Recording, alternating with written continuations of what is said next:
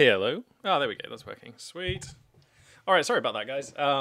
I've got like a little sound controller board here, and for some reason, the phantom power to the microphone wasn't running. Anyway, let's start that one again. Greetings, what is up, and a very warm welcome to the channel. The rain is pouring and the Magpie is casting. Coming to you all this midweek Wednesday evening with hopefully some fine RTS live casting action. Hope you're all having a good week. Thanks very much, everybody, for showing out. Nice to see already we got some people in chat, and that's really cool that everyone's showing up. Bunch of you guys, awesome regulars there. Nice, hello everybody. Yeah, I was just going to run over the schedule because, of course, this week we're doing it a little bit different. Kind of cast tomorrow on the Thursday. Just trying something a little bit new because casting on a Friday was kind of messing with my weekends. So yeah, if you want to join us in live, it will be tomorrow evening, not the regular or what has been the regular Friday. So yay. Cool. Okay. Well. Oh look. You know what? It still says midday Magpie over my head. I should probably change that. Let me just. There we go. And because of my OCD, we're just gonna quickly. There we go. Sweet. Okay, cool. So, as has been tradition and custom, we're gonna start off with Homeworld: Deserts of Kharak, in which I have loaded what should be a very exciting replay for us. Let's see now. The framing on this camera's off a little bit, isn't it? There we go. So yeah, let's rip on in there and see exactly. I can't remember which players it was between actually. So let's check this out. We have not had a dull game though. Homeworld Deserts of Kharak has been delivering. So let's just take a looky here. So it's going to be between Cookies and Let's Rock. Actually, two players I don't think I've cast before. So this is going to be interesting. So the map is going to be Firebase Krill, and it's going to be a Knef vs Coalition here for our entertainment.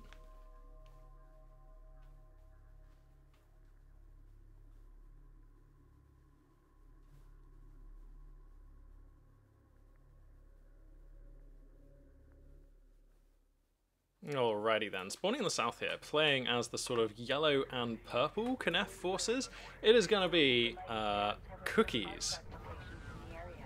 Interesting. What is that? Like a custard and lavender flavor cookie? That's not a thing. And spawning in the north, playing as the what do we got here? There's sort of a gold. I'm going to call that sort of gold coalition theme here that we've got going on there. It's going to be Let's Rock. So yes, and Firebase Krill, one of the more interesting maps in the pool for me. It has a little bit more detail than your average desert wasteland. Not that I've got a problem with playing on desert wastelands, of course. Oops, what do we got? Ooh, hang on. Sorry about that, guys. So yeah, let's see what these two players are going to do. Knef actually seeming pretty popular these days. Actually, feels like it's actually been a second since I cast a Galzian game. Let's Rock is a good player from Homeworld Remastered who recently started joining the Jiraki Cups. Okay, thanks for the lowdown there, A Game. That is interesting to know. Bozo Cow, what is up? Good to see you in chat, friend. Welcome aboard. You are just in time for the Deserts of Kharakness. The Deserts of Kharaction. Oh my god, not just a pretty face. So yeah, let's see. We got production cruiser refinery mode, and it's AAV fab at the moment. So it looks as though Cookies is going to be playing a pretty respectful opening here. And it's yet to be seen if Let's Rock is going to oblige and also play a gentleman's game. It looks that way, but we don't actually have the support cruiser on the queue just yet. Is building a couple of LAVs and does have AAV Fab coming up here, so... see, I know so little about Coalition play because I literally never play the faction. Do Coalition players normally go for AAV tech before support cruiser if they're going for a macro build? Is that like a thing? Or is this like definitely some aggro? Well, A Game says it's going to be an AAV rush, so that means it's going to be an AAV rush. Okay. Alright, that's some good knowledge to have. Okay, well, the skimmers are out, and they are gonna scout this, so Cookies is gonna comprehend the peril that approaches. And we're going to see if they're going to be prepared, what's the follow-up? I mean, as soon as you see this, you have to start on railgun tech, right? Or I suppose no, you have to go for railgun tech, don't you? All right, so he sees assault ship tech is okay. Interesting. I don't know why, but for some reason I've never really fancied the assault ship versus AAV like matchup. I guess I did in the early days. Alright, so we're going to lose a couple of sand skimmers, but he is gaining some pretty interesting information about just how many armored assaults are coming out. So that's not the end of the world here.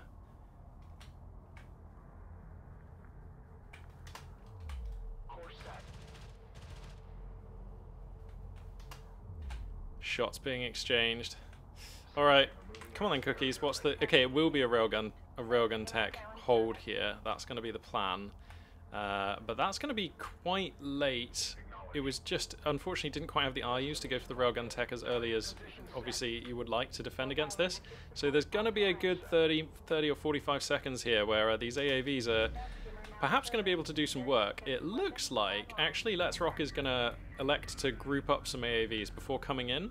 I guess that makes sense. You don't want to expose yourself to fire from the Knaff carrier unnecessarily.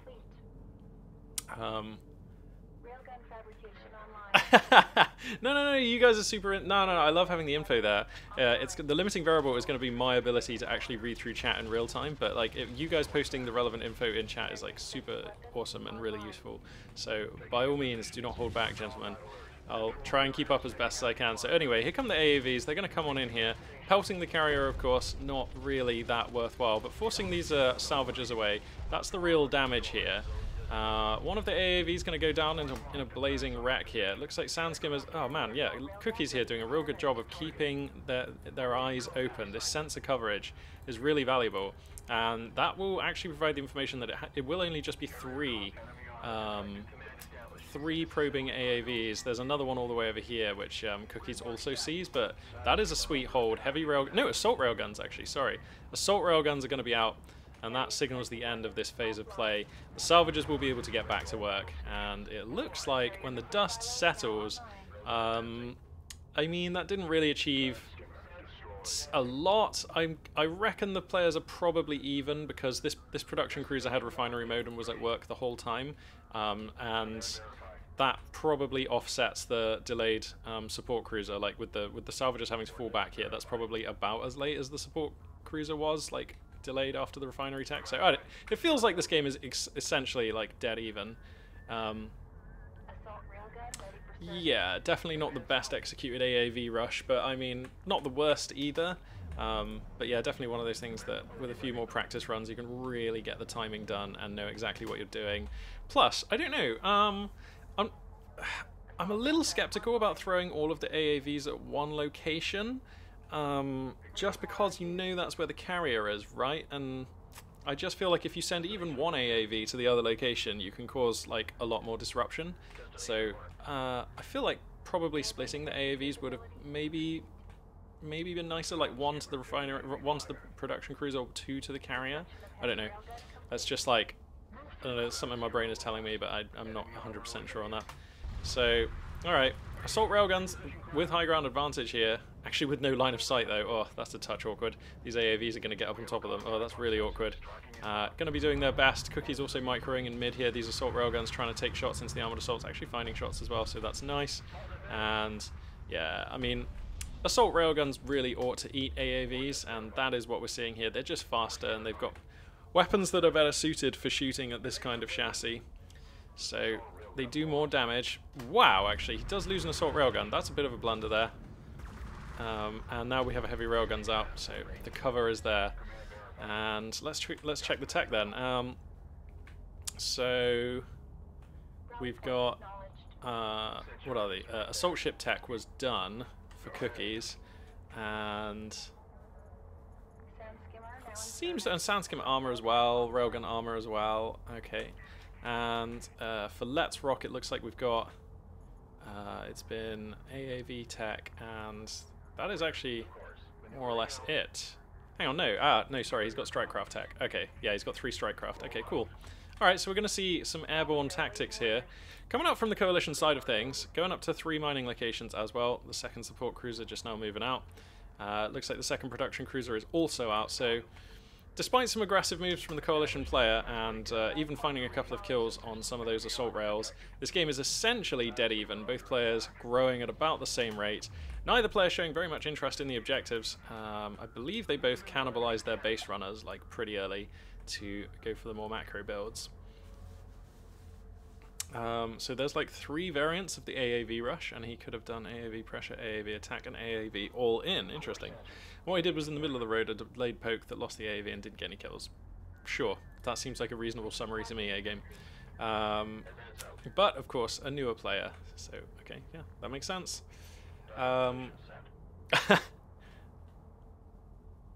Alright, yeah, so it's basically a sliding scale with AAVs. You can commit as little or as much as you like. I think on the whole, I feel like you're fairly unlikely to actually kill your opponent with an AAV rush. Like, most players who know what they're doing, at least. So, is that Armored Assault actually alive? No, it's not. So I feel like you're better off just bringing, like, suggesting that you're doing AAV pressure, and then the damage is really your opponent reacting to that. I feel like it's sort of like how sometimes the best cannon rushes are the ones where you cancel everything, and it's like, well, the damage is your opponent just, like, scrambling to try and counter that. So anyway, as you can see, the strike fighters are now out, and they are raining air to surface missiles upon these assault railguns, cleaning them up, and they're going to come down here as well to try and save this armored assault. They're not going to be in time though. But still, picking up the kills on these railguns is nice. Ooh, the splash damage on them strike fighters, pretty nice. And let's just check the tech once again. It's going to be missile ship Fab here from Cookies in an attempt to gain some additional anti-air defense here. Wow, the strike fighter's kind of pushing just a little too far here. Production cruisers are pretty mean when it comes to anti-air, and they do gun down at least one of the strike fighters, it looked like. Whoa! Whoa! Let's Rock built a lot of strike fighters. Whoa! That is a lot. That was like, did he have 9? Jesus, with 9, surely you can be sniping production cruisers, right? I feel like there might have been an opportunity there for some production cruiser sniping. 9 will probably, like, 2 volley a production cruiser. Am I right? I don't know. I feel like with 9 you might even be able to pick off 2 production cruisers in a run. I don't know. We're going to see, though, actually. Here they come. I believe he's going to scramble all 8 here. The others are now ready. Oh, no, just 6 coming out. Alright, here we go. The sand skimmer coverage for Cookies is sweet. The missile ships are out, though, so those radar-guided missiles will be deflecting these strike fighters. And I'm loving the sand skimmer work, by the way, from Cookies. I know I was just talking about it, but it's so sick. Just constantly having sand skimmers around the place, keeping tabs on what's going on. Some of them have died. Strike fighters will, of course, pick them off pretty rapidly. Yeah, there we go. So that sensor network is now being disrupted, but so far, Cookies has had super good info about what's going on in this game, and that's really nice. So, alright. I mean, Let's Rock has gone up to a lot of strike fighters, and now appears to be being quite passive with them, which, like, I mean, I appreciate that there are, what, 6 missile ships out now? That's a lot. So now you have to be passive with the strike fighters, but I feel like there was a window there to, like, really exploit the fact that you had, like, 8 maybe strike fighters. So... Oh, that sand skimmer getting the most amount of overkill. He got nuked. That is a lot of strike fighter munitions to be caning into that poor guy. Right, power reserves, though, are coming up for Cookies, and he's moving on out with the Kharak carrier, which is a bit of a bruiser. And one thing I really like about the Kharak carrier, and it's one of the main reasons I find myself as a Kharak player, is it's basically the only carrier which can, like, maintain a siege position. So especially on maps like this, where you have these big line of sight and movement blockers for carriers, like these big things around the place where carriers are just like, oh, can't move through there. Well, you can just take up a position with the Kharak carrier and just, like, use the cruise missiles to shell down any exposed resource locations and woe betide your opponent if their carrier is in range, because them cruise missiles do pretty decent damage to carriers. So, alright, looks like the coalition player, though, is going to assemble to a central position here. Cookies actually has siege cruiser tech done, and I believe siege cruisers are on the build right now. And Kharak siege cruisers are brutes, but they're not out just yet. The third production cruiser coming out just now to shore up the backfield. And these missile ships really ought to... Have they used their barrages? Oh, it looks like they have, actually. Yeah, these assault ships are, like, super low. Sorry, these armored assaults are super low. And that was actually the first artifact being secured here. So Cookies goes 1-0 in the scoreline, and that's a really nice thing to have. Oh god, Let's Rock here, just rallying to mid here, and that is a great idea. The middle of this map is a very powerful position to hold, but the Knef carrier is going to be firing cruise missiles and punishing there, and not quite responding in time to mitigate the damage there as Let's Rock. But I mean, you know, that's not. I'm not playing like, oh no, like ah ha ha, like what an idiot. I'm just like, this is a really hard game. RTS is really hard, and Let's Rock is very much learning. So, like, that's just a note, you know. That's just something I noticed. So anyway, the siege cruiser comes in deep here. Cookie's kind of making a bit of a blunder, I reckon. That is a lot of railguns and armored assaults. Siege cruisers are pretty durable, but they ain't that durable. Can it lumber over this sand dune in time? It just about can. Knef units, of course, like their Galzian cousins, can repair themselves pretty rapidly as long as they stay out of combat. So if we click on it, we can see the health will be going up. There we go. It's going up at about, what is that, 30 per tick, something like that. So pretty rapid healing there. And you can see the Knef, like, rocket barrages, like, flailing on in there. That will do good damage. The strike fighters are thinking about trying to poke off that damaged siege cruiser, and there's probably a window to do that, actually, because the missile ships are just... Okay, now they're getting into position. That still might have been an okay trade. For 1 or 2 strike fighters, a siege cruiser is a decent prize. So, could I bring back hit point bars? Of course I can. Thanks very much, A-Game. So there we go. Yeah, huge backstab indeed going in up here. We got the assault rails coming in, and they are just going to murder that support cruiser. So finding some good damage, but I'm going to keep the camera in mid here to try and frame the action as... Actually, it's kind of a standoff now, as these two carriers kind of like sumo wrestlers circle, looking to shove each other. And railguns from Cookie going to take the high ground. Nice. That's a really good way to put some pressure on here. This is a good position to own if you have the railgun superiority. Meanwhile, this backstab is being cleaned up rapidly. The air supremacy. You know what, actually, it would have been really nice. I know missile ships are slower than assault railguns, but if you know your opponent has a ton of air, and what was this, like 6 or maybe even 8 assault railguns? So if you could just send like 1 or even 2 missile ships with that push, that actually makes it a lot more resilient to what is your opponent's most natural counter to that kind of a backstab, the strike fighters. So just an interesting point there perhaps for Cookies. Like, and let's face it, Cookies is not right now struggling for missile ships. We have several. Also note the 3 missile ships, one guarding each location at home, just nice to have. So yeah, and now going up to 2 artifacts. The Knef, we can hear the cruise missiles being fired from the Knef carrier here. Getting decent hits on these units in mid. For Coalition to repair, they need to get near their carrier or a support cruiser. So these units, that is more or less permanent damage for the time being. They're going to have to yield this position most likely. How many siege cruisers are we up to now for Knef? 3. Okay, that's dangerous. And wow, the Coalition carrier on one power level wants to come in. 2 power level plus 2 artifacts here for Cookies. A clear advantage in the carrier stakes. But the Coalition carrier probably slightly beefier in a straight up fight. One of the siege cruisers as well getting picked down by railguns. This one kind of desperately trying to scurry away, but there's no smoke on these units, so ought to be able to be focused down by these railguns, you have to imagine, and the railguns on the high ground, but they aren't actually firing. You need to position them right towards the edge if you want to be firing from the high ground. So, all right, Cookies actually gets deflected. I thought that was going to be much more problematic, but Let's Rock, you know, savvily using the air forces to defend the exposed location over here. Well, to clean up the backstab, but it was not defended actually. And he is now only mining off of the 2 locations. Does need to build another support cruiser and task that one with going over there. What you can do is just like daisy chain your support cruisers. You can just put this one there, put that one there, and then the fresh one coming out the carrier can go here. So the last phase of play definitely profitable for Cookies. I feel like there was definitely more value to be gained here. Those support the siege cruisers were kind of not as effective as I thought they would be. And now the strike fighters are going to come out again. They have to be really careful though, because the carrier is actually like relatively close to these missile ships. So let's turn the camera like this. There we go.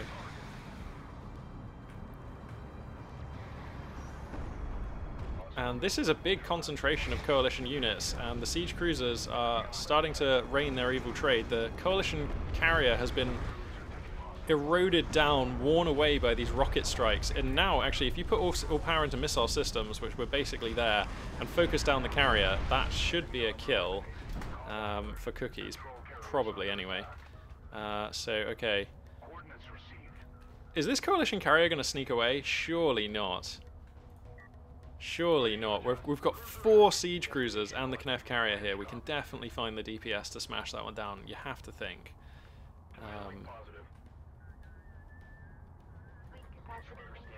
But Cookie's here, playing it pretty safe.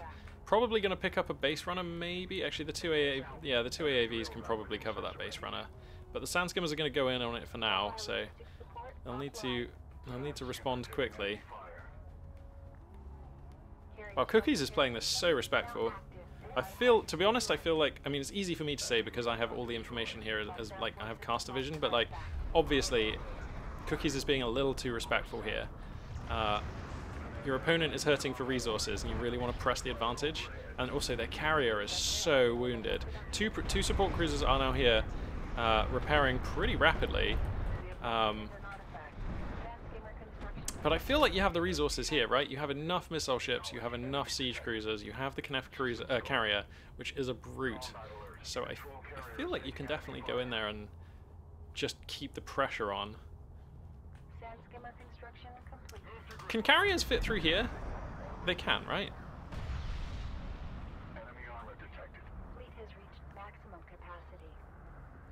Wow, max supply for the Knef player. Still building missile ships and siege cruisers. This is a proper Knef build. Alright, thanks A-Game. Yeah, so carriers can fit through there. So, I mean, if you really want to bring the pain, you can force your way through if needs be. A couple of AAVs going to be heading down the flanks here, trying to find a little bit of damage. Maybe drag the attention of Cookies away, but they ought to be cleaned up. There's plenty of siege cruisers back here. Did he pick off a missile ship there? Oh no, that was a base runner. Okay. Alright, well this game is actually still going, which is kind of amazing. I really thought Cookies had it there, but moving in with a nice spread of siege cruisers, missile ships here on backup, going to be applying pressure on a massive line. I wonder if Cookies isn't spreading their forces a little thin here. And here come the siege cruisers now. They're going to start raining in. They are finding damage, mind. Okay, if we can put down the barrage on this position here, perhaps that would be really nice. Where are the missile ships? Are they not quite close enough? Cookies, they're not quite close enough. The siege cruisers are exposed to the strike fighters here. There's a lot of aerial superiority firing in there. And the coalition carrier is pretty much, I mean, is vastly repaired now. The Knef carrier up to power reserve level 3 plus 3 artifacts, so it is still superior in a fight. Siege cruisers just spewing damage into the carrier here, and now the Knef carrier is transitioning in. He's being so respectful though, so respectful. Maybe I'm just too aggressive. I just feel like you could definitely just like find a KO blow in there. But yeah, siege cruiser is going to continue to deny the third mining location, and as long as you're out mining your opponent, I suppose you don't need to risk a head-on assault, but oh wow, EMP has finished researching now. So these salvagers will not be able to escape as the siege cruisers unloading. Man, this is such a pretty game. I love Homeworld Deserts of Kharak. It's so cool. Oh wow, yep, that is game. Alright, there we go. Yeah, just coming in from all angles there.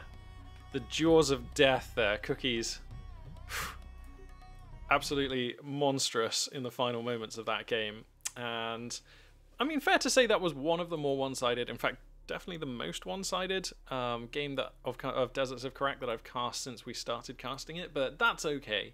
Some of these games are not going to be super close, and like Let's Rock, definitely learning the game, picking everything up, actually pretty close in the resource stake, so that's actually really good. Look how close it is in terms of CU spent. RU spent, okay, a little further apart, but yeah, a really good game from both players there. Sweet. Awesome. Homeworld Deserts of Kharak. Which you can buy right now for like $5 or something. Like, it's so cheap. If you at all like the look of that game, you can just buy it for like $5 or something. I believe that is until tomorrow. I think the Steam sale ends tomorrow. Let me just check.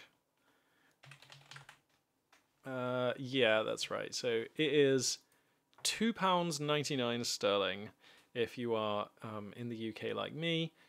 So that is probably about $5. It is 90% off, and that offer ends in 1 day. So if you want to get this game for kind of free, like literally for less than the price of a pint of beer, then you can do it. You can do it right now. So there you go. There you go, Homeworld Deserts of Kharak. It's such a good RTS. It's such a refreshing change of pace, and it's so well thought out, and the units are so fun. It's not free of issues, like no RTS is perfect, but good God, that game gets so much right. Alrighty.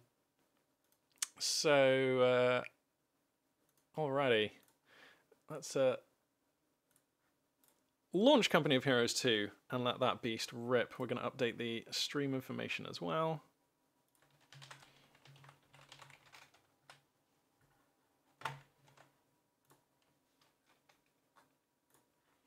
Awesome. Let's Rock caused an upset. Dude, I can see so much promise there for Let's Rock. Let's Rock looked like a totally competent, capable coalition player there. With a few more reps, a few more rounds under his belt, absolutely, I think Let's Rock can be a dominant force. For a player who's relatively new to the scene, that looked awesome. Okay, well, that looks like a good one. Yep, I think we're going to cast that one. Alrighty. I think we might have a good one.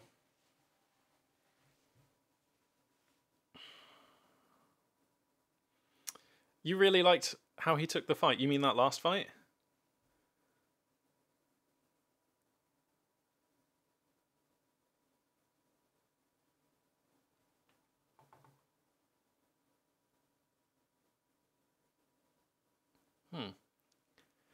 Can you still snipe production cruisers from outside their strike fighter with strike fighters from outside their AA range? That's a very good question. All right. Okay, we've got what ought to be a really good game of Company of Heroes 2 here. Spawning in the west as the Wehrmacht pieces, it's going to be Nos Markov, who's going to be deploying an Ostrapan strategy for us here. And spawning in the east, going for an airborne strategy, it's Ruka ACL's Blat. And I believe these two players are both super high rated. They're probably both top 20. They gotta be. I don't know, I never check. But hey, Houston13906, nice of you to pop by and say hello. Appreciate it, friend. Hope work goes okay, and hope you enjoy the VODs if you have time for them later. So, an Ostrapan build. It's going to be Soviets versus Wehrmacht, the classic matchup, but with a twist here. The Ukrainians storming in here.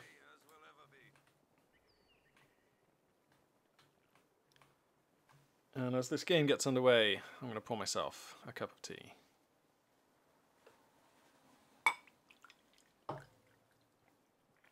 We're on to the second brew out of these leaves, which, oh, it's when it really comes to life.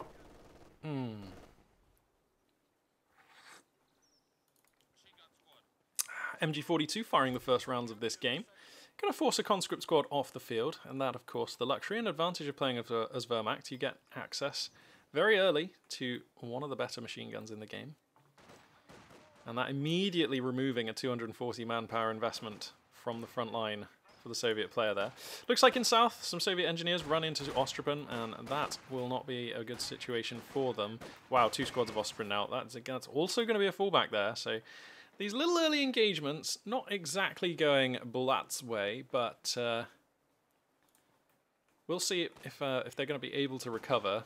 It's funny how these little things, these little early engagements in Company of Heroes, they look so inconsequential. It's just like, oh, well, I can't fight that MG42. I have to fall back. I'll be back in a minute. But it's like, yeah, but now the German player has control of the midline of the map. And it's like, oh, it's just little things. Little things.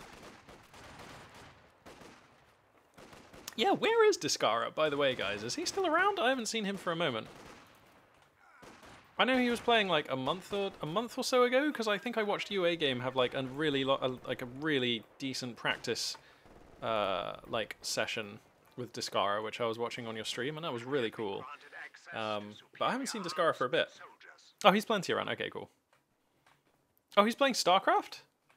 Dude, I would love to watch Discara play some StarCraft. I might ask him for some replays. What does he play? Is he like... Please tell me he's Terran. That'll be really exciting. Alright, so it's a double engineer opener here. And we've got a flamethrower coming down. Okay, interesting. I mean, that flamethrower, when you're playing as Airborne Doctrine, that is a choice.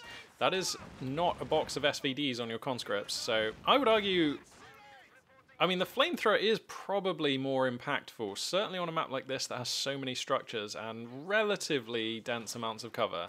Okay, not on this screen, but like, yeah, most of this map there is like decent amounts of cover. He's Zerg? Oh, and I thought we could be friends. So this is the rank 13 Ostia versus the rank 14 Soviet. Thank you very much, Katan, for that information. Now, I've got no problem with Zerg. I really don't have a problem with Zerg. I don't have a problem with any of the races. I think it's kind of a little bit stupid, but because I'm a Terran player, I still like to have a little jab, you know, get a little bit tribal, just be like, Zergs are so stupid. Like, you know, it's just fun. But I mean, I don't really think either of the...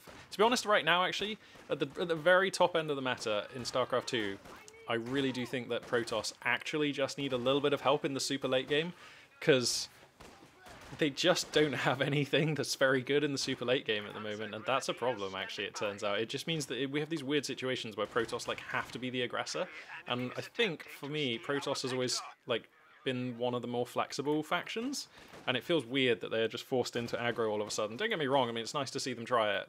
It's nice to see them feel that Terran, like, fear every so often, but, like, I don't know. They need something. StarCraft is a lot, yeah, Houston. The trouble with StarCraft, and it's also its greatest beauty, at least StarCraft 2 anyway, but to a lesser extent StarCraft 1, is that the pace is so fast. And I don't necessarily mean like the sort of pacing of a game, although it is quite quick. I just mean the amount of actions you are expected to be committing per minute if you want to be decent at the game is very, very, very high, even for RTS. And it can be a bit off-putting to new players because of that. Like, if you explain like just the fundamentals of how to macro with basically any of the factions to someone who's like kind of new to RTS or just kind of new to StarCraft, they will probably look at you and go, wow, so I have to be doing this all the time. And you're like, yeah, just to stand a chance, just to be able to play the game, just to actually, that's the price of admission. And it's like, wow, okay.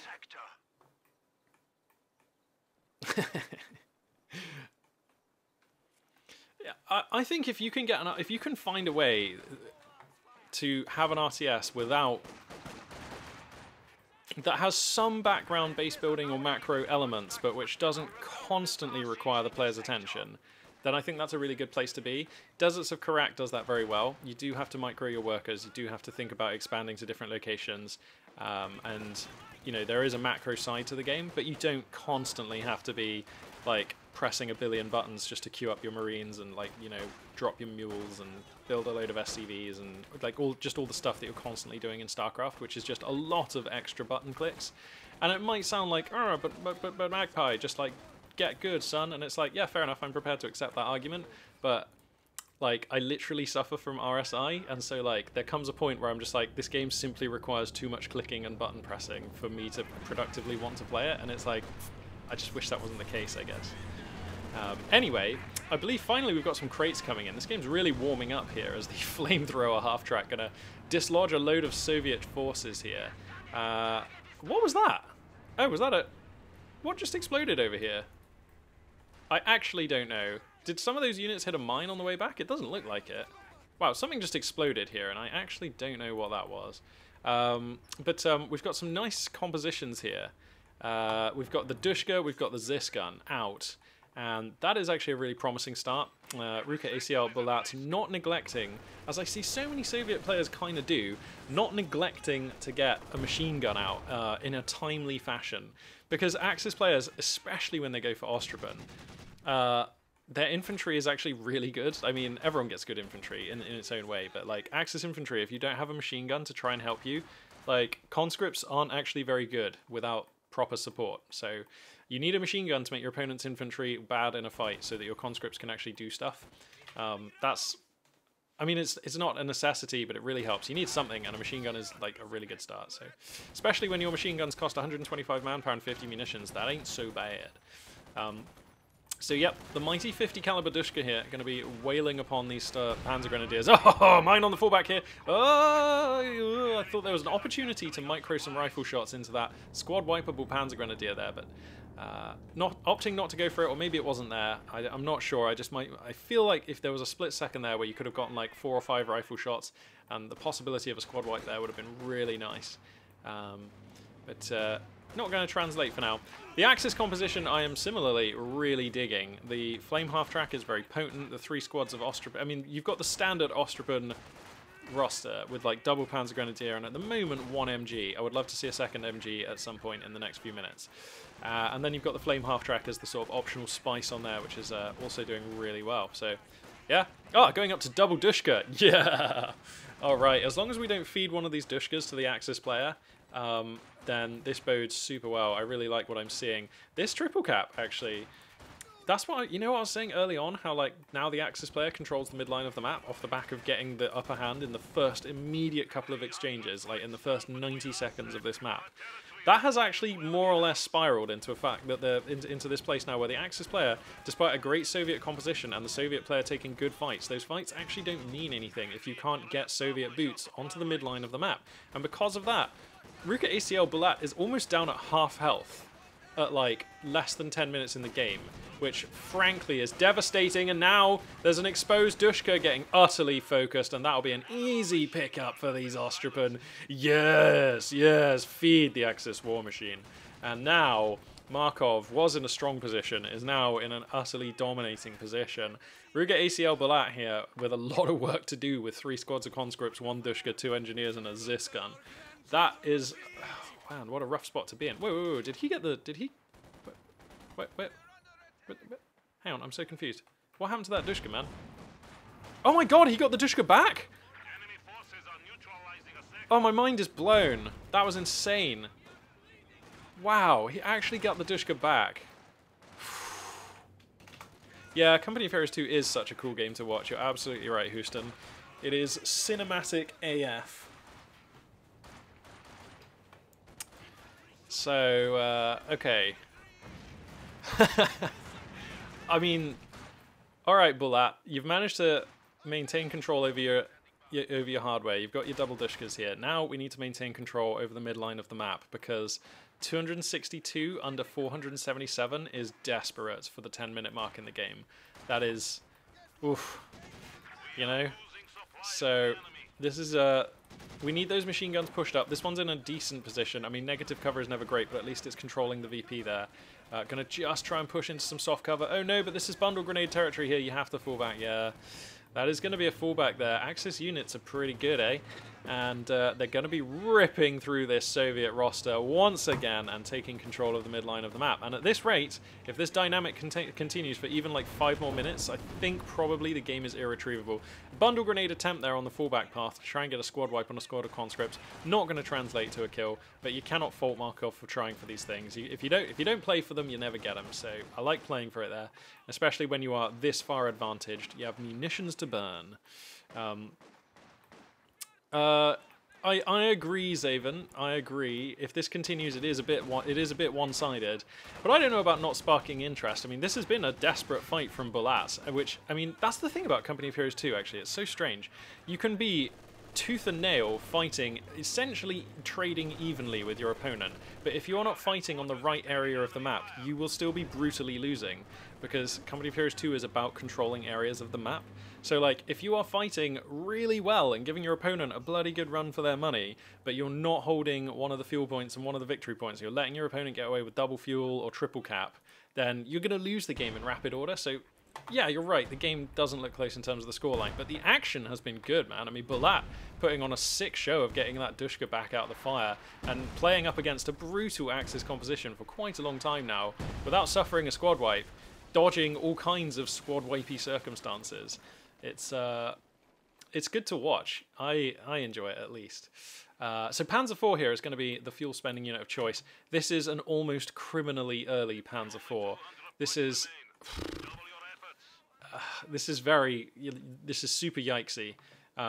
Any Panzer IV that like comes out like kind of, I don't know, in my head, I feel like 14 minutes is like you've had a pretty fair game and your Wehrmacht's opponent hasn't had all of the fuel control. Like if the Panzer IV is coming out at like 14 minutes or so, then that's the case. This is coming out 13:10, so that and there's been a half track as well, so that does tell you just how advantaged Markov has been in this game.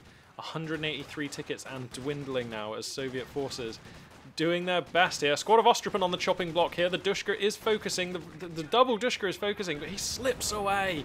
Just somehow running through the beams of lead there to escape and fight another day. The Panzer IV now gonna... pardon me. Gonna announce its presence on the front line. And there's a T-34 on the queue, but until that shows up, a single Zis gun and, I presume, AT grenades. AT grenade research not done. Oh. Well, okay, I guess it's not mandatory. We do have a Zis gun, we do have a T-34, but no AT grenade. Wow, in a game with a flame half-track as well. Interesting. Huh. I mean, that is not something that Bulat has forgotten. I feel like this is a real choice. But that's very difficult. Are we just been using the Dushkas to try and deal with the flak half-track? Was that the... Sorry, with the flame half-track? Is that the idea here? I mean, that's brave as hell. Right, T-34 out. Zis gun ready. Panzer IV, this is the moment of truth. If you're gonna kill a Panzer IV against a Wehrmacht player who's ahead, you really want to do it before it gets to 2-star vet. You ideally want to do it before it gets to 1-star vet, because honestly, like, Wehrmacht vehicles at 1-star vet, like, Blitz is super good. It is a massive survivability increase. And in Company of Heroes 2, certainly for your more valuable units, but really for all units, survivability is key, because because of the way veterancy works in this game, basically. So, if we could get the kill on this Panzer IV in the next few minutes, that's going to be a tantalizing prospect for Bulat here. But the question is, can we? Alright, T-34 is going to get pretty aggro in the north here. He grabs an MG42. That's nice. 154 tickets and counting here. Panzer IV kiting in good order. Flame half-track as well, retreating. Couple of squads of Ostrupin here. Remember, they do have Fausts for some reason. And so they will be able to Faust the T-34 if it's caught off guard. They're in a nice position, just lurking, waiting for that opportunity. Zis gun pushing forwards into negative cover, I grant you, but this is still a nice spot. And crucially, it's a spot in which the Soviet player is able to get off the clock. Capturing 2 of the victory points. You can just see another Dushka in the north there, going to capture that one. And finally, Bulat buys themselves a much-needed extension in this game. That clock was running down awfully fast. Down at 151 health now is... Ugh, that is risk. So we're going to have to see... Alright. He's going to try and set up some trenches here. T-34 with some interest in chewing that off. Is the Panzer IV in range? Not quite. Oh, you've got to be careful. Man, this T-34 is being ballsy. He gets the flame half-track. Why is he being so ballsy? I guess because he has the Zis gun on support? Yeah. This is some very nice T-34 micro. He knows exactly how much he can try for. Alright, now he's overextended just a touch. Gets told off by that Panzer IV and will scurry back to safety here. But, I mean, wow. That was quite the phase of play, if I'm honest. And Soviet units now ripping through the north of the map. 7-man conscript upgrades. Wow. Okay. Going to be the choice here for Bulat. And a nice reversal. A nice reversal. Absolutely. Stabilizing to a large extent. Grabbing 2 of the victory points. Finally getting some double fuel time. Much needed to try and catch up on the relentless Axis tech advantage that has been creeping up this whole game. The T-34 actually finds the rear armor on the Panzer IV. Whew. Okay. Second T-34 on the queue, so that's going to be the plan here. This T-34 actually trading very well against the Panzer IV. Could stand to rotate a little bit, bring that frontal armor to bear. So whilst the tank battle goes on, there are infantry exchanges. There's also combat going on in the south, but I'm going to frame the tank battle for now. Oh, the Panzer IV! He gets it! The creeping Zis gun there. Markov just staying around a little too long there. That Panzer IV was quite static and basically staying in the same position without changing anything up for just a little too long. And the Zis gun gets in. engineers here with a metal detector going to be doing some work there, undoing some munition spending for the opponent. The Schwerpanzer HQ, or the Heavy Panzer Corps, is complete, so that of course means Battle Phase 3 is done for the Wehrmacht player. We're getting a Panzerwerfer out on the field here. Really? That Panzerwerfer is considerably raising an eyebrow from me right now. Really? Huh? Somebody help me understand. Why do we go for a Panzerwerfer here? I actually just don't know why we're getting a Panzerwerfer out first. That seems like actually the worst choice from that tech building. I think I would have preferred another Panzer IV over a Panzerwerfer, but okay. Shreks have finished now on these Panzer Grenadiers, so they're going to be stepping up to provide some anti-tank here, but they are going to be the anti-tank for this Axis player, really. I mean, except for the Fausts. I mean, they're going to be the anti-tank damage dealer, let's put it that way. And there's two T-34s, so I think they're going to have quite a hard time, if I'm honest. Look at this forward repair position he's finding here. Bullat, man, you give him an inch, he takes a mile. Look at this reversal. Look at this triple cap. I mean, it ain't over yet. 403 is a lot of tickets to try and get through, but hot diggity, I'm loving what I'm seeing from this Soviet player. Panzerwerfer is here, though. I don't know if he saw that with the T-34. I feel like he probably didn't, but they were very close for a moment there. So, okay, Panzerwerfer is out. And here comes the first barrage. Finds a Dushka. That'll be a kill. And there are actually no Soviet forces in the hood. Panzerschrecks can probably drive this T-34 back as well. It's risky, but they will. And these oh, sorry, that's the MG42, not the Dushka. And these Ostrup are going to come forward, eager to pick up a machine gun, which they have actually, you know, that is a unit that has been eradicated from the Wehrmacht roster. So to have a machine gun again, that's going to be nice. Pat gun on the queue, and much needed it is. Two T-34s is more than a match for the two Panzerschrecks, which this Axis player can draw on so far. So getting some additional anti-tank DPS is going to be very useful.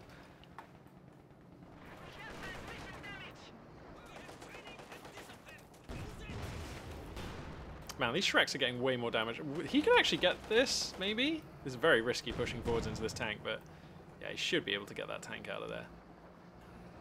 Oh yeah, he lost a conscript squad as well. Thanks, Zaven. Good shout. I didn't actually spot that. It's going to be a Katushi. All right, we're going to have ourselves a rocket fest. So yeah, the Soviet player indeed now. Losing 2 units in rapid time here. The MG42 and then the conscripts. The conscripts really need replacing, or you could bring in guards. But I feel like, I mean, 2 conscript squads with 7 man and 2 engineer squads is just about acceptable for a frontline infantry presence. But you really want another, at least. I think you really want one more at least. MG42 gonna find those conscripts. Meanwhile, you can hear the Shrek slamming into this T-34 here. Gonna pick up the Pat gun. Oh no! No, this is the one thing we couldn't afford to happen, Markov. No, and he will lose that Pat gun. There's just 2. I mean, I imagine he's going to lose it. That'll be the Kettenwerfer firing, I presume, at the Zis gun. But oh my God, Bullat there with a sick pickup, man. That was in the nick of time. We'll be saving that unit. If he could just nose in and pick off this Pat gun, that's massive. Very nice. Very nice. Hey, Houston, what's going on? What did you miss? Well, the Soviet player was able to push right up to the doorstep of the Axis base. Axis went to Tech 3, lost the Panzer IV, gained a Panzerwerfer. A couple of units exchanged hands, conscript squad died, and now the Soviet player is given a taste, given this Axis player a taste of their own medicine, piling on the pressure. 2 T-34s have just picked off a Pat gun, and things are looking pretty heated in this game. Markov still with a decent ticket advantage here, but struggling to leave the base, struggling to find enough anti-tank damage. And if I'm honest, I'm a little bit skeptical about the Panzerwerfer being the first pick out of that tech. I feel like a Brumbar would have actually carried a lot more weight. I know it's more expensive, but I still think it's worth saving for.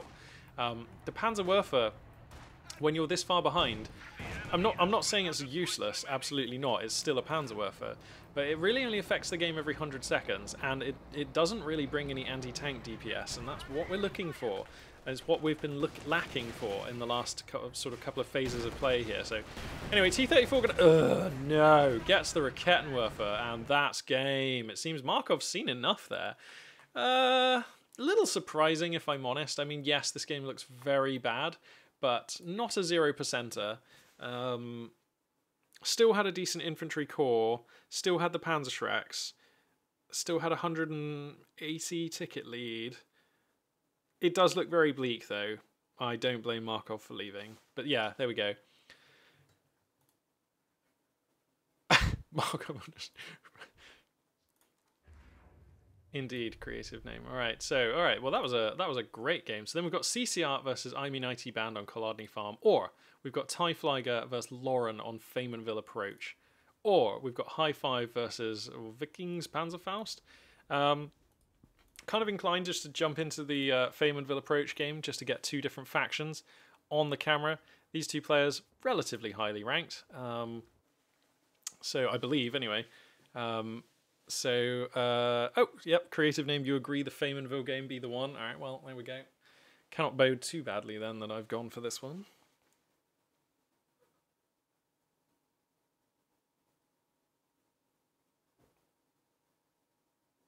Caton, any chance I cast a 2v2 today?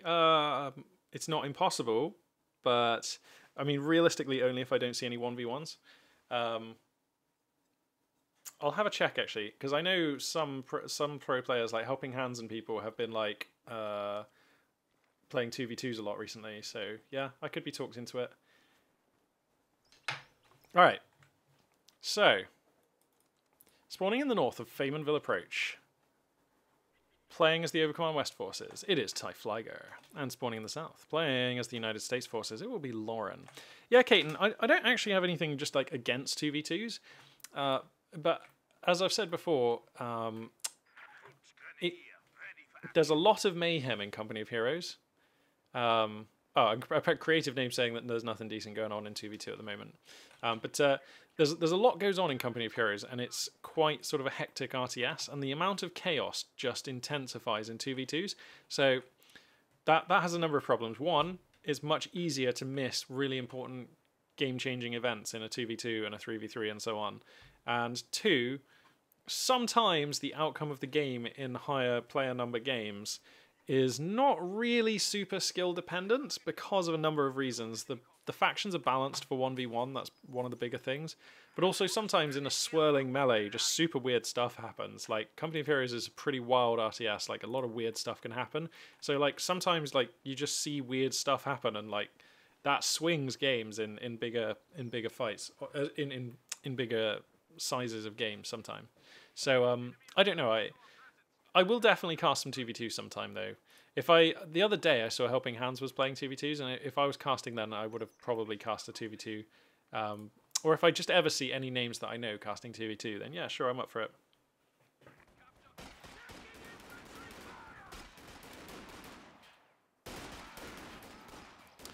So it's a double rear ash. This is going to be a rifle grenade launcher build, because of course we've got the Urban Assault Company. There are the abilities on the screen there.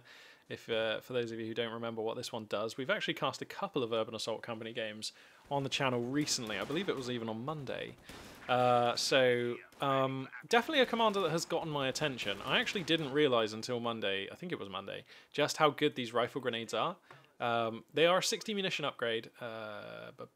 There it is, 60 munition upgrade, and then it's just a weapon they fire. You obviously, I mean, it's not like the Vermac rifle grenade where you need to like pay munitions per shot. It's not like that kind of ability. It's just a weapon.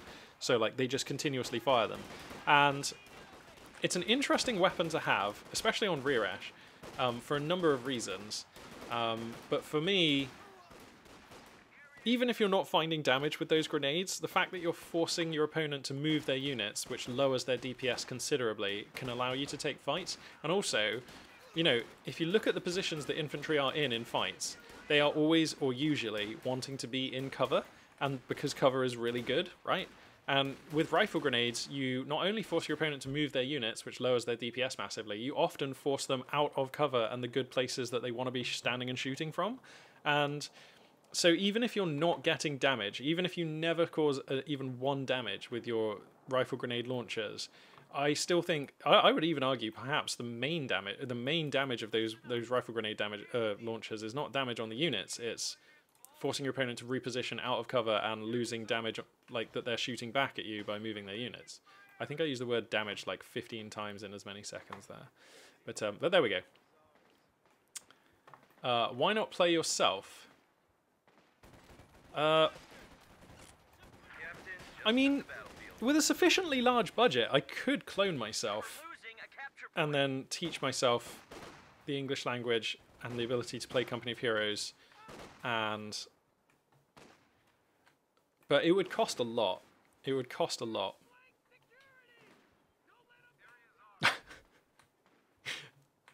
Double Magpie. Yeah, I suppose, but then on the plus side, I could actually co-cast with myself, so hey, that would be cool. Who am I kidding? That would be miserable. You know what, actually, I have no idea what that's like. I've never even thought of that, though. That's just a really weird thing to think about. Double Magpie, now that's the dream. Fair enough, Boto. I mean, it would be amusing. I'm not sure I'd like the idea of another me out there, though. Would anyone like the idea of another you out there? Like, isn't that... It's kind of weird. One is never enough. Is 2 enough, though? You know, would you stop at 2?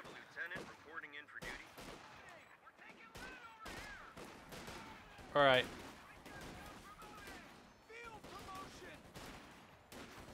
$15 million viewers. You know it, Houston. Yeah, I'll play some KO2 sometime, Ice Cold.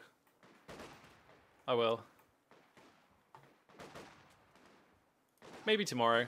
I don't know. I've not been practicing though, so I'm gonna be like so bad. I really need to start practicing again.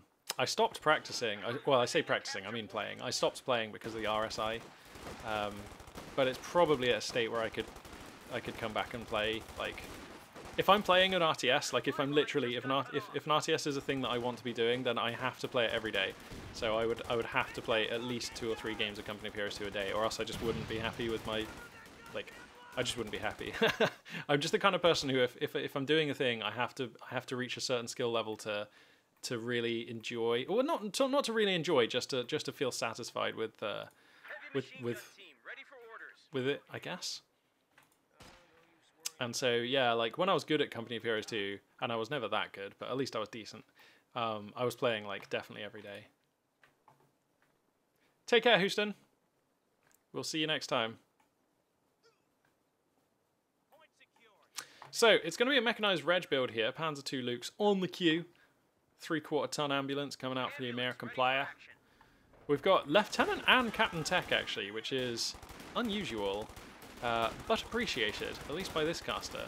I actually really like it when Americans side tech, even if it's after Major, because machine guns are really good, and M1 anti-tank guns are really good, and I actually think American forces, for the majority of the time you see them playing, it's really with access to only one of those tools, and I just think that they're really scary when they have access to both. And it's not like officer squads are bad, right? So the opportunity cost for teching with USF is actually like really low, because you get a free officer who comes out and starts like killing everything. Well, not everything, but you know, it's like another frontline infantry squad that is very useful. So the opportunity cost for teching with Americans is like the lowest out of anyone in the game, according to me. So anyway, Panzer II is out now, and that's going to be putting some fire down on these American infantry squads. Can I really call it side teching when he doesn't have a main tech? I'm confused. Sorry, creative name. I don't understand. Sorry. Anyway, 50 cal is out here. And the AP round's actually putting some holes in that Panzer II. It's a little annoying. But it's going to continue its job here of just policing the American infantry. The Jaeger light infantry are out, of course. The G43 finishing up on them. It's oh, I didn't mention, of course, it is Overwatch Doctrine. We've been seeing flares and stuff going on, but I don't think I've actually mentioned. But yep, it's going to be Overwatch Doctrine here. Panzer II Luke's continuing to dominate these rear ash. Actually, they're getting a bit low. That was almost risky. That Panzer II could probably have pursued a little harder there.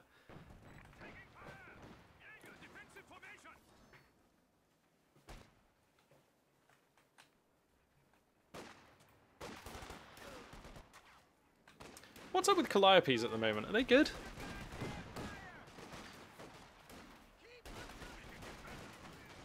Be interesting to see a Goliath here. It has been some time now.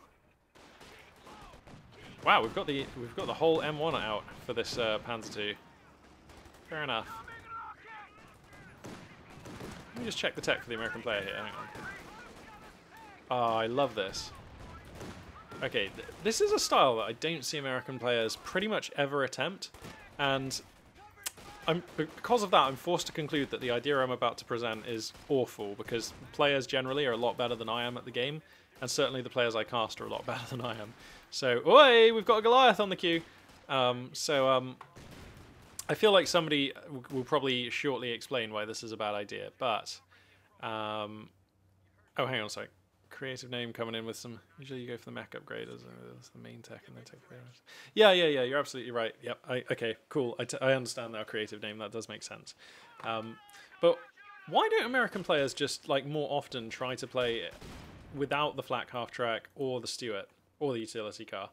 Why not just go Captain Lieutenant tech and just play a solid, like, infantry early game and then get major tech? I don't know. Because it doesn't work. Alright, fair enough, creative. See, I knew it was a bad idea because we never see it, so that means it's a bad idea. I just have such a poor understanding of the American faction. To me, it feels like they've got really strong core infantry in riflemen and officers, and I feel like if you bolster that core infantry with machine guns and AT guns, and they even have access to mortar squads too, then they should be, at least in my head, as playable as like the other factions, and then you can go into major tech and you haven't spent so much fuel researching mechanized command post and building light vehicles, so then you can have Shermans out faster or whatever it is you want. I don't know. So it's an idea that occurred to me, but I know, like I said, I know it can't be a good idea because no one does it. And if it was a good idea, people would do it. Speaking of good ideas, Goliath. Yeah. We love a good Goliath. Well, it usually doesn't work. You will bleed a lot. But bleed more than Vermac players who decide to, like, not build a 222 or, like... Because they basically do that plan. They basically get by for the first, like, 10 minutes with, like, machine guns, mortars, really good core infantry, and, like, that's kind of it, usually, until the Panzer IV. Like, sometimes we see the Flame half-track, but, like, not every game. Sometimes we see the 222, but again, not every game. So would you bleed more than a Vermac player doing that? I mean, almost certainly is the answer, because again, creative name. I bow to your knowledge in these areas. No light vehicles versus austere is suicide.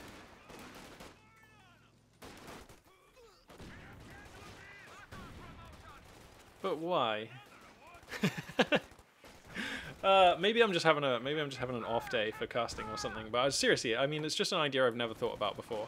Why is it suicide? Because you have the Zook on the lieutenant, you have the ability to build M1 AT guns, and if you really want, you can get weapon racks and get a couple more Zooks. And it's not like I'm saying this is our only game plan, like, because we go for major tech, right? It's not like we're not going to have some kind of fuel unit out in time to deal with the Panzer IV.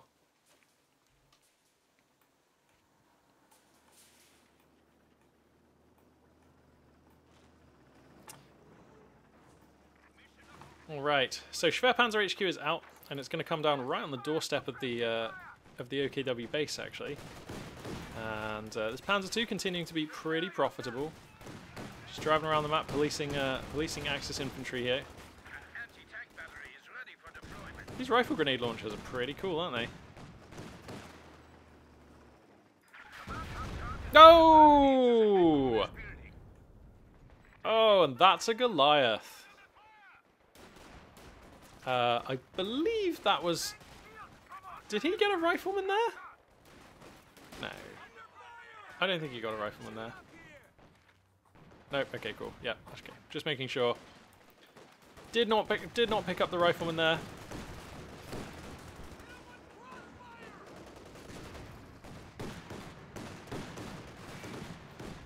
Pretty even game so far, to be honest, actually.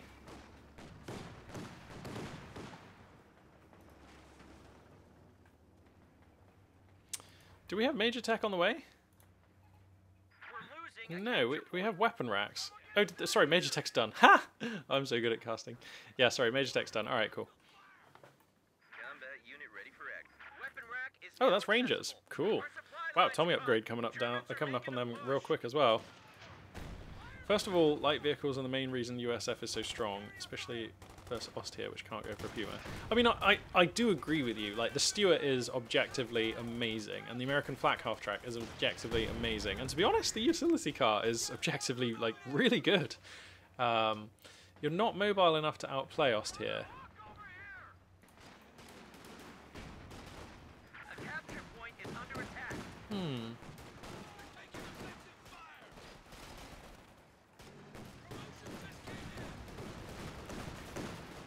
So, I guess you creative name. You just kind of think that Grenadiers, MG42s, pack guns, and mortars just beat American infantry. All right.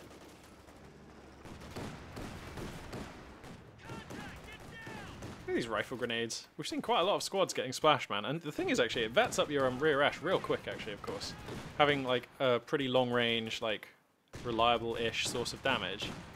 And is it a 3-star they get the 5th man? Yeah. So once they get to 3 stars, they're actually more difficult to wipe, and they repair faster. Not that you almost ever see rear ash repairing that often.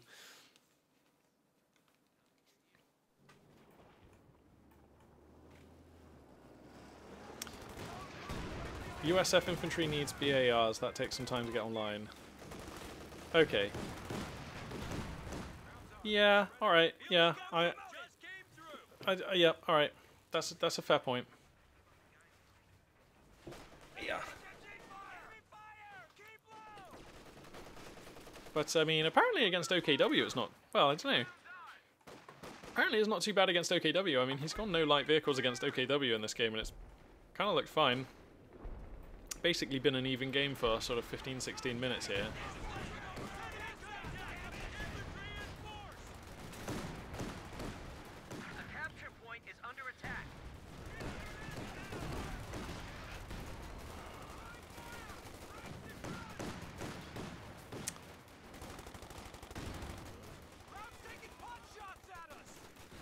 Sorry, I'm literally thinking about your question, Ice Cold Gun. I don't know.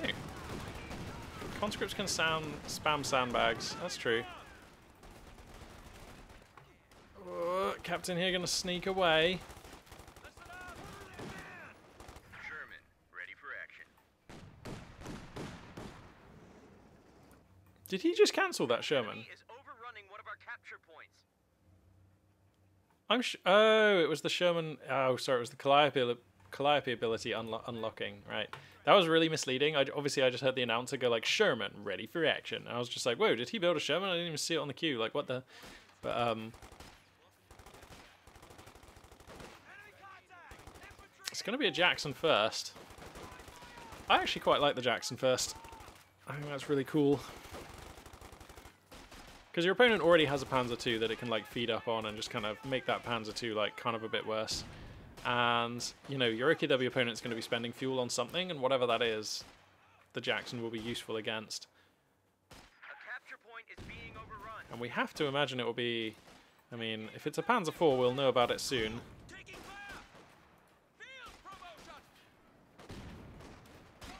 You think the Jackson's too early? You could have got the Sherman out first, abuse your Axis opponent, and then go for the Jackson if you need it later.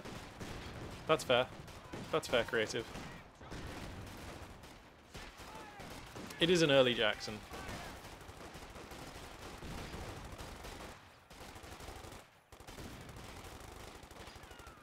Alright, decent amount of American pressure just coming up through the middle of the map here. USF forces also prioritizing as well, taking the Western VP, which I respect.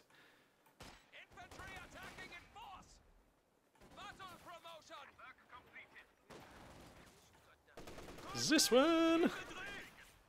Hey, this one.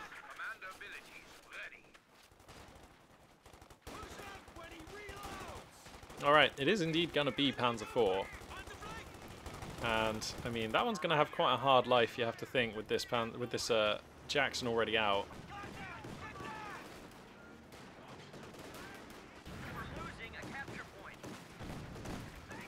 Hey, what's up, Tom? Long sequence of numbers after your name. Welcome to chat, friend. Yeah. I don't know. Have you been here before? We're just casting some live games, Company of Heroes 2. Having some fun. Watching these players do their thing. So, alright, Jackson here going to transition across, looking for armoured targets. But they've already slipped away. The Panzer IV actually just now entering the map.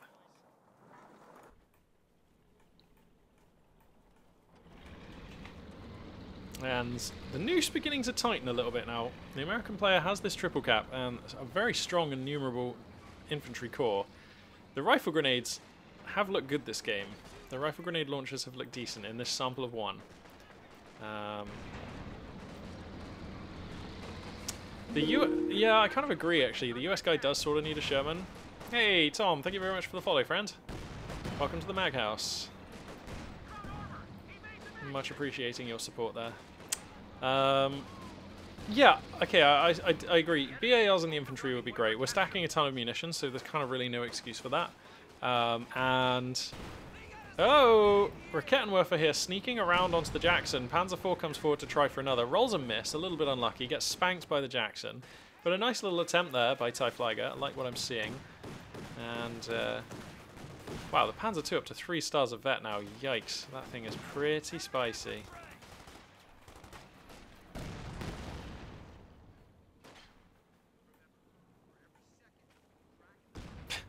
These rifle grenades.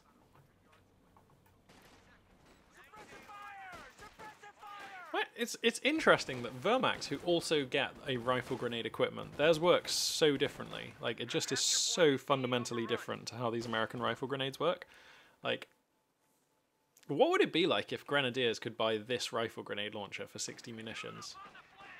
And then they just had, like, another grenade, like a regular, like, stick grenade that they can lob for, like, 25 or something. That would probably be horrendous, actually. It's probably a really good thing that we don't have that. I'm just in quite a thoughtful mood today. I'm just like asking random questions about this game. Alright, Panzer IV coming in, trading for some good damage. OKW player trying to finally do something about taking control of the midline of the map here. Scott Motor Carriage, by the way, the next fuel spending unit of choice here. Jackson doing its job here, just policing back the Axis armor, making it difficult to use. Whoa! An SWS supply truck here, getting a bit ballsy, coming out into mid. We'll probably get gunned. Whoa, no, the focus fire! Don't you want that? Wow, I feel like the Rangers just could have focus fired it for a second longer and it would have been enough damage to kill it. Wow, it kind of lets that one sneak away there. Inveterate Loner. I believe you're new to chat as well. I don't remember that screen name. So sorry if you've been here before, but damn, Inveterate Loner. Welcome aboard. Yeah. You think the Scott Motor Carriage is a good one? Yeah, I think it probably is too. I don't know. A Sherman would have been fine as well. But I'm okay with the Scott Motor Carriage. We've seen them do quite well in recent times on the channel. They're looking decent these days in the meta. And now some BARs are actually popping up on this American infantry. Like, how much munitions is a BAR? It's 60. Okay, right. Just so I know, you got to go back and play KO2. You mean like right now? Well, fair enough. Well, buddy, don't let us distract you. Enjoy your game. Remember, of course, if you want to catch these VODs later, you can on youtube.com/magpie842 if you do fancy seeing what happened in this battle. But yeah, good luck in your game. And wow, this has just been a constant and brutal affair here. Bloody battle between these two players. But the OKW player is being slowly pushed back on the scoreline. Well, I think this is going to be one of those games where it comes down to, can the Axis player hold out long enough to build up enough fuel to get something ludicrous, like a Panther or it would be a King Tiger, actually. Did he lose the Schwer Panzer HQ? Oh no, it's still here. Okay, cool. Yeah, so can we get to King Tiger then? That's I think that's the question for TIE Flieger here. Because any game that the OKW player wins from this position is going to go on quite long. 406 tickets still remaining for the American player. Kettenwerfer coming forwards here, but gets repulsed. Too many American guns. A capture point is under attack. Contact reports show the Krauts are at 200 points.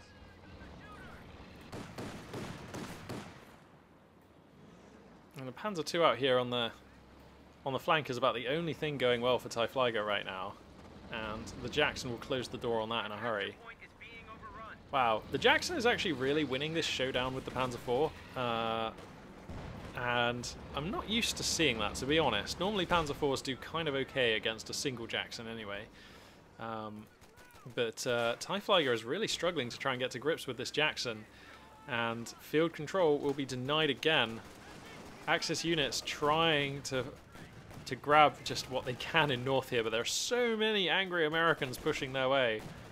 Oh god, is he going to get a wipe on it? Oh no, he did get a wipe on a unit of Volks. I tried to get that on camera, but apparently the click did not register. So, okay, yeah, squad of Volks will go down there. Starting to hemorrhage some core infantry, TIE Flyer. That is the worst possible thing, really, that can be happening right now. I mean, I suppose it's not the worst possible thing, but it's like a really bad sign. That's really bad.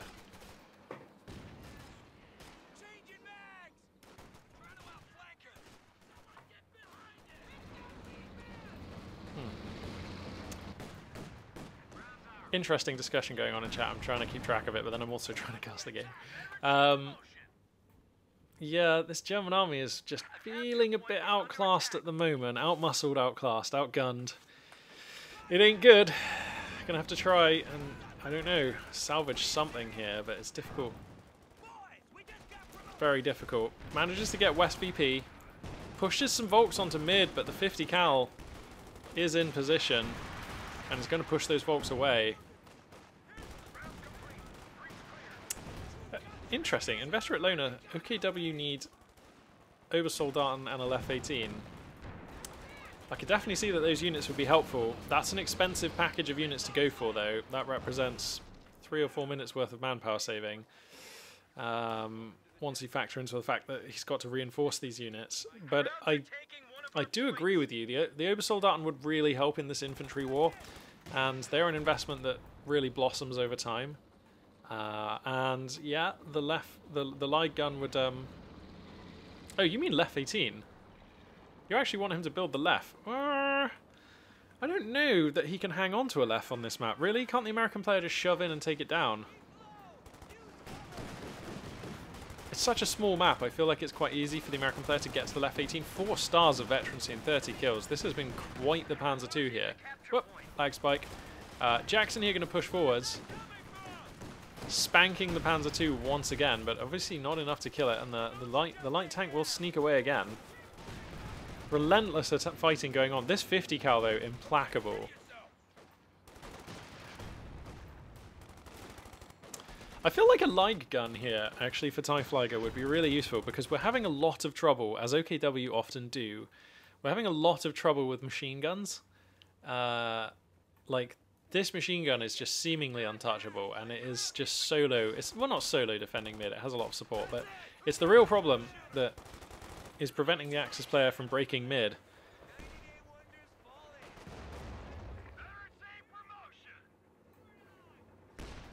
Implacable. Oh, right, yeah. There you go, A-game. That's a good one. The Americans advanced implacably. It was an implacable advance.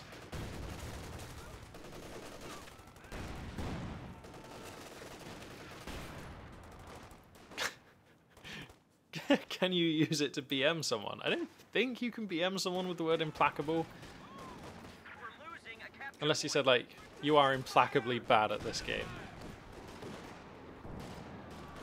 And, yeah, that's Scott Motor Carriage. Let's see, let's take a look here. Actually, only 4 kills and very little veterancy on that, so that has actually not been great this game. I appreciate that that's a matter for the dice rolls, really, about exactly how the shots have landed, but still, interesting to keep an eye on these things. M1 anti-tank gun here doing a good job of keeping the Panzer IV away from the Scott, but finally, TIE Flyer manages to displace the 50 cal from mid. And 3 infantry squads from the Axis player are going to punch through to create some mischief here. Let's see what they can get done. American units are slowly forming up here to try and push them back. BAR is now blazing. The Scott continuing to cast rounds in here, but finally TIE Flyer gets off the clock. 110 tickets remaining and 167 fuel in the bank. So that is, what are we now? It's about 5-ish minutes away from King Tiger. It's like 4 or 5 minutes at the present rate of fuel income. So, actually, you know what? No, it's more like 4 minutes away, yeah. So, plenty of... There's a lot to play for here for TIE Flyer. If we can survive like 4 minutes, then we're probably okay. Because the American player, I mean, double Jackson, I don't know. Even a King Tiger might not get him out of this situation, to be honest. This is looking really rough for the OKW player. 5-star Panzer II, one of the few things going well for TIE Flyer in this game. And, I mean, the Panzer IV is not... It's not died, but double Jackson, this is going so... This is just really difficult to engage into. And the American player is just going to continue leaning now. It's just going to lean on Lauren. Gonna go for the triple cap again. This is such good work. Lauren just prioritizing, running straight past all these resource points, just prioritizing going for the victory point, and that makes so much sense. The Panzer II is going to run on over here, and it will probably actually get the squad wipe on the Major. If he wants it, he could pursue here. But even getting the decap here is massive. Although, having said that, Lauren actually gets some Volksgrenadiers onto the Eastern VP, and that's really important. That is really important. That is going to offset that decap there. Oh my god, they're just shoving a corpse along there. That is brutal.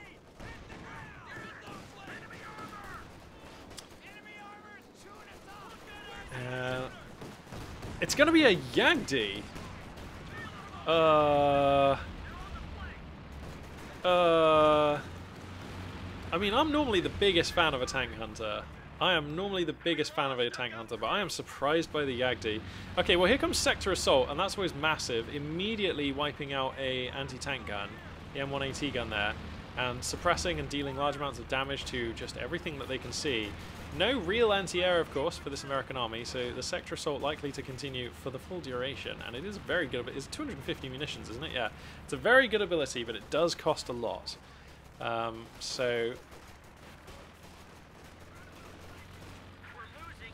I'm not convinced it's enough to turn the tide here, but unless if the Yagdi can pick off one of these damaged Jacksons, but yeah, there's probably a timeline where the Sector Assault comes down and it flusters a Jackson, and the Jackson with some damage retreats or moves across the sight line for the Yagdi, and in that timeline, this game might open up a bit for TIE Flyer, because if you can pick off one of the Jacksons, well then suddenly you have Panzer IV, Yagdi, Panzer II against Jackson, and that's probably playable. Although Lauren actually does have enough fuel for to get another fuel spending choice if they can save up enough manpower, that is. So there could very well be another American tank on the horizon at some point here. How come Lauren isn't just spamming Howie packs?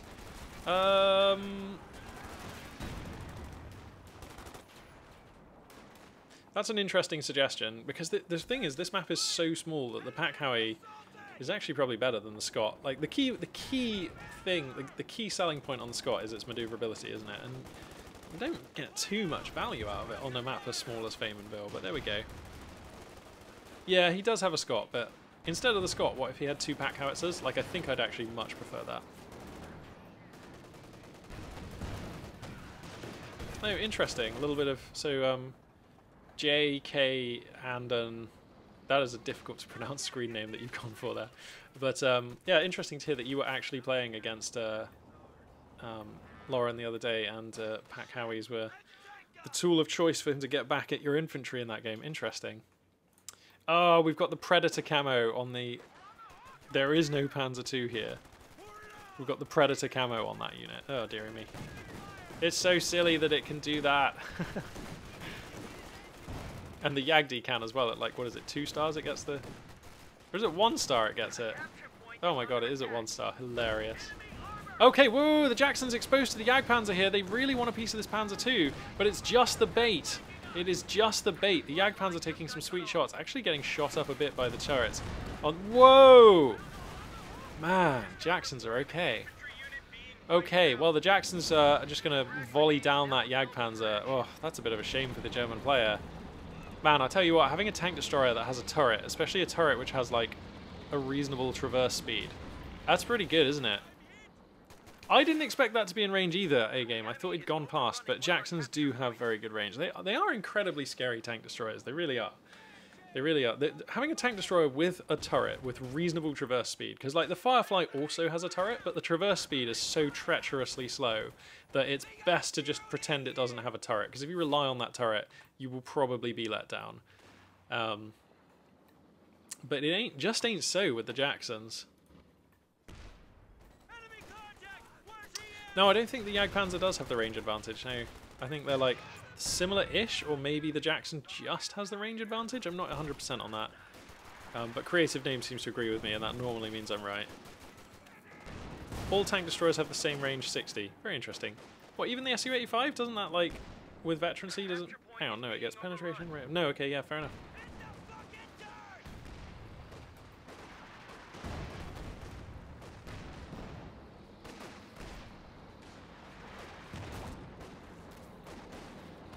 Yeah, except the Stug, if you count that as a tank destroyer, and maybe the Wolverine. Like, does the Wolverine have? I feel like the Wolverine is a bit shorter range as well, but I could well be wrong. It's not often I get to see the Wolverine, so I don't have a very good feel for its range. But hang on now, TIE Flyger making a determined push out onto the map, just 66 health remaining, so that is kind of an issue. That's why TIE Flyger here feeling compelled to try and take the map. The American player has actually hemorrhaged some units. Lost another squad of riflemen over this last phase of play. These rear Esh have been pretty cool all game though, haven't they? Look at these rifle grenades doing stuff. It's awesome. Whoa, the Jackson's getting ballsy. Hang on now. This is aggressive. You've got to be careful with the Jacksons. They're very powerful, but they're so fragile. The Wolverine is 50. Okay, interesting. There we go. Yeah, the Su-85 does have the focused sight mode, which like really does make it feel like a very long range unit. I mean, 60 is a lot of range to have anyway, but it does feel longer on the Su-85 because it can spot for itself. Ooh, Creative Name with the bold projection that TIE Flyger will win. That's very interesting. That's very interesting. I mean, I agree that he definitely could win. He definitely could win. We're nearly at King Tiger money, even though we stopped for a Yagdi on the way. And I know 66 tickets is not many, but we've seen it. This is the OKW game plan. You take a beating and then you stabilize. And it doesn't really matter how many tickets you've got left. Once you stabilize, the Axis player is basically done, because they just hemorrhage units and hemorrhage value until they're done. The only reason I still feel like Lauren could... Oh no, Lauren! What are we doing? The only reason I feel like this game isn't 100% Dunsky done in the favor of TIE Flyger, like you're saying, Creative Name, is the double Jackson. Like, double Jackson can still turn games, even if a King Tiger comes out. You know, like with a double Jackson, you're never many seconds away from just things going horribly wrong for the Axis player. So he does really need a Sherman. I absolutely agree, but Lauren has not had the manpower to do anything for ages. Lauren is bleeding hard on the front line, trying to maintain victory point pressure on the Axis player, and I think that was probably the correct decision to maintain the victory point pressure. But yeah, I agree. It would be nice if we could have squeezed out a Sherman somewhere along the lines.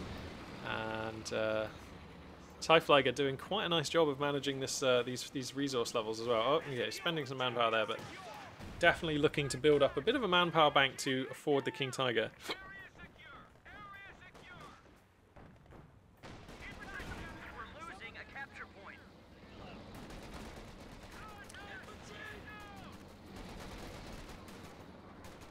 I think if Lauren hemorrhages like any more units, this is going to be super bad. You can see that the American forces are already kind of struggling to maintain control over one VP. Oh, the Panzer IV are going to come in and start lawnmowing these riflemen down. McCann! Welcome to chat there, friend. We're doing good. We are doing good. Having some fun, casting some games. We've had some pretty high-level games this evening as well, actually. We've caught some really good players. This captain is going to sneak away. Another Yagdi! Well, okay then.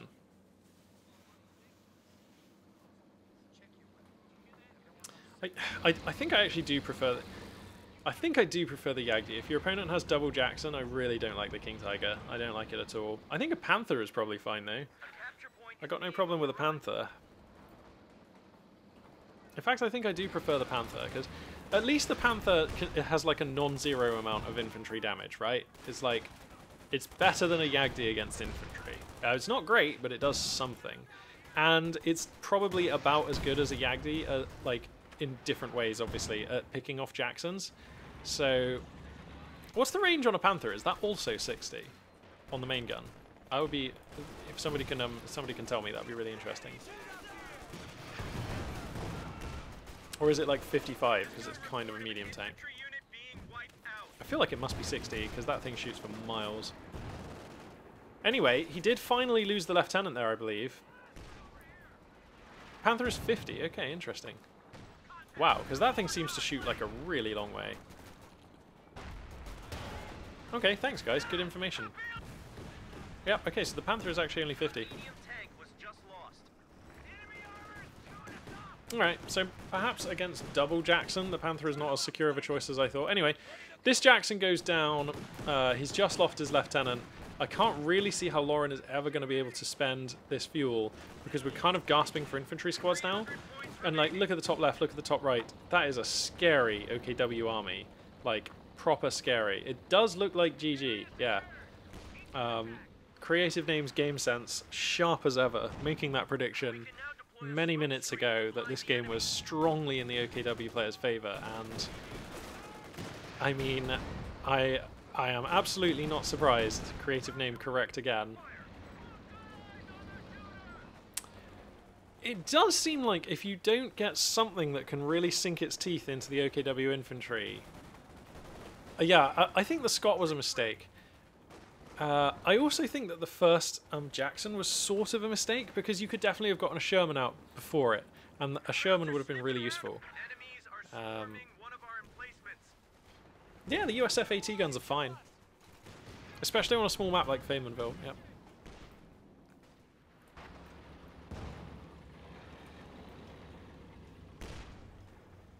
$290 tickets is some. That's a Calliope. What? How is this the right choice? I guess we're a bit desperate and we're looking for some rocket artillery squad wipes on infantry. And maybe that is the most realistic way back into this game. I don't know. I mean, it's a chance, isn't it? But I'm not sure about this. Yeah, I agree, Creative Name. It's interesting. At the time, I was just like, oh, I love Jacksons. Why not get a Jackson? Even though this Jackson feels a bit early. But you're absolutely right. Like, early is a mistake. Early is really bad. Oh no! And he reveals the Calliope by just hosing down a pretty inconsequential area. Like, there's pretty much not a lot of value gained by that opening barrage. And, things looking really rough for Lauren here. I'm not convinced by this Calliope choice, to be honest.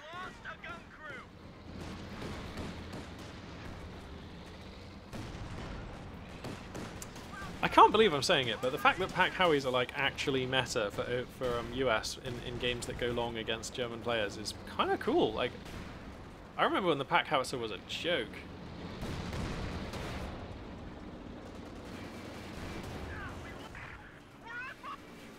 And there goes the Jackson. And I mean, this is game. There's nothing left for Lauren. A determined struggle. Indeed, and a damn good game, but in the end, eventually just ground down by the implacable OKW play of Tyfliger here. And, I mean, Tyfliger really not making too many mistakes. Goliaths are pretty good. Woof. Good God. How many kills on the Panzer II? Like more than 50. Yeah, 52. That's pretty scary. Yeah, I mean, the only sort of real criticism, perhaps, that I had of Tyfliger was losing that Jagdpanzer in the way that they did, but even that was just like a very minor misjudgment. And I think we all thought, to be honest, that the Yagdi was out of range of those two Jacksons. Like, it really did look it. For some reason, that angle and the way the Jacksons had moved just made it seem like it was out of range. So for whatever reason, Tyfliger didn't move that first Yagdi, and it did just get picked off like pretty easy, but like, I can't really think of any other areas where I've been like, yeah, Tyfliger like screwed that up, or like... Alright, the Calliope is going to pick up what? Is he going to pick up that Raketenwerfer? He picks up, what was that? Was that a machine gun at the back here? Yeah, it picks up an MG34 team.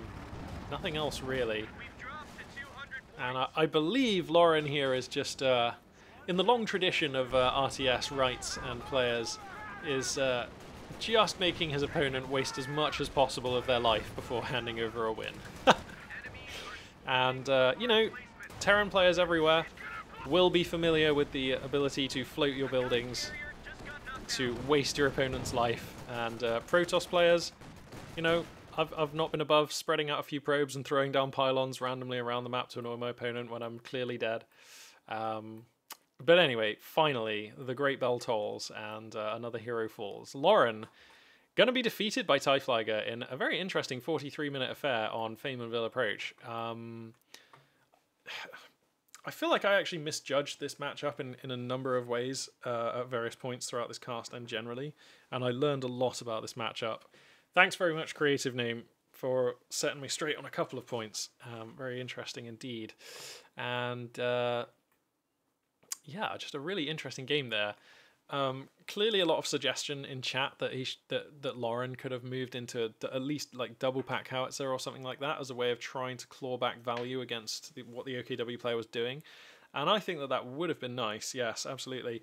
The other thing is, actually, if you go for the double pack howitzer instead of the Stuart, because when he went for the Stuart, like Lauren was like pretty far ahead and was like easily holding this position. And if you have double pack Howie and you can get them to here, well, you can actually like siege down the Schwerpanzer HQ, can't you? And that's really annoying. I mean, I'm not saying it's like the best thing to do or like whatever, but it's an option, especially because he had an AT gun as well, so you can creep the AT gun and try and get a couple of hits with that. You know, like the AT gun, what does it need to be about here to hit the Schwerpanzer HQ? So it's just a suggestion, but all I'm saying is if you have some long range options and you're holding this position and you know your opponent's Schwerpanzer HQ is there, then like that's kind of a weakness of OKW that you can try to exploit. Yeah, all them OKW stars, like, whew, Jesus, spicy. How many kills on the Panzer IV at the close of play? 34, Jesus. Panzer IVs are really good at the moment, aren't they? Like, ridiculously good. Anyway, cool. All right, we caught ourselves one hell of a decent game there. Let me bring you back to a picture of my face briefly so I can say goodbye. Thank you very much, everybody, for watching. This has been a really entertaining cast yet again. God damn, I'm loving this Twitch stuff. Unfortunately, I'm insanely hungry, and I also have a lot of work I need to do, so I'm going to go and make myself some dinner and get around to all of that. But thank you very much, everybody, for tuning in. Really appreciate the support. Really appreciate everything that's going on. I personally am still in lockdown, so this is kind of it for me. So it's like really exciting to be able to do this stuff. And I will, of course, be casting tomorrow. At the same time again, 1700 hours GMT. So if you find yourself with nothing better to do, then I would very much appreciate if you could come along and join and enjoy some more RTS action. There'll be another game of Homeworld Deserts of Kharak to start things off, and then we will be playing or watching Company of Heroes 2 again. And I don't know, I might get around to playing a game at some point. I'm a little bit shy of playing on stream because I haven't been practicing recently, and I'm going to be so bad. But, you know, whatever. At some point we can do that. Bozo, oh, sorry, no, you're asking somebody else about something, but, yeah, cool. I guess I should find someone to host, shouldn't I? Let me just open up, see who's streaming the Company of Heroes 2 these days. Oh my God. So I have like a separate laptop down here, which I use for certain things. One of which is finding people to host, but it's so slow. All right, who's Duffman TM? I have no idea who that is. I really don't see anyone who I actually know streaming Company of Heroes 2 at the moment. So I guess I'm just going to host that guy.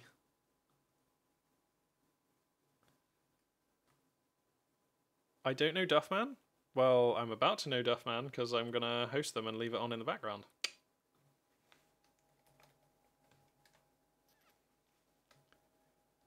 Okay, thanks very much, everybody. This for now, Magpie A42, signing out.